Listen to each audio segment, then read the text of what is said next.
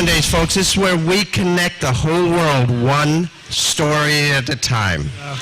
This happened the day when I was working at that particular job. I got a call. I got the call, which was, your son has been injured. He's been in an explosion. Go to the hospital now. I did, and 24 hours later, my 19-year-old son, Sean, was dead of third-degree burns to 95% of his body. And it was in the inquest and the sort of ordeal that came after that I began to see the connection between what I was doing professionally and the personal consequences of where we are when we don't understand or have a shared will to do something different to make a difference. All of a sudden, one after the other, there was just a string of great feedback from both our customers, the people that they were working with, and their fellow employees. And it really struck me that my job was no longer to talk about my story and make sure that people knew what I was doing and shining that light on what I was doing, but rather it was to shine a light on the great stuff that they were doing and how much they really deserved to have the light shining on them for rather than on me.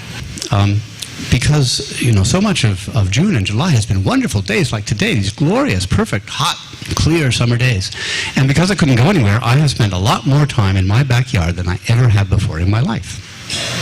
And in my backyard, there's this golden chain tree. Maybe some of you know this kind of tree. For about a week and a half, in the middle of July, it's covered with these brilliant, blinding yellow flowers, hanging in huge bunches like grapes from every twig.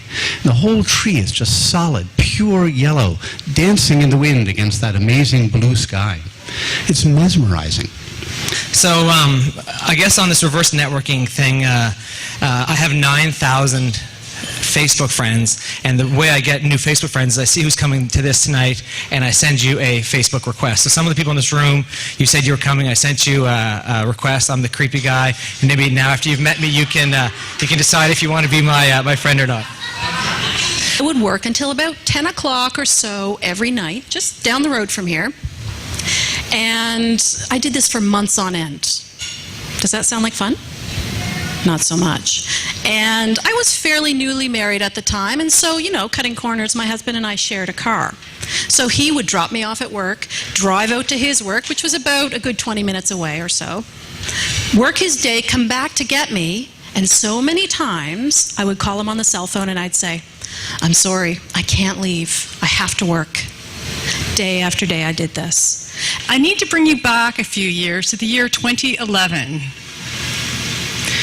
That was a year that literally every part of my life came crashing down at my feet. And it was like this, I had this beautiful crystal vase, perfectly carved, and it had just smashed. And here I was sitting, looking at the pieces of my life at my feet. In my family life, I was preparing for a 3-day court trial in family court to ensure that tutoring for my special needs son would no longer be blocked or denied.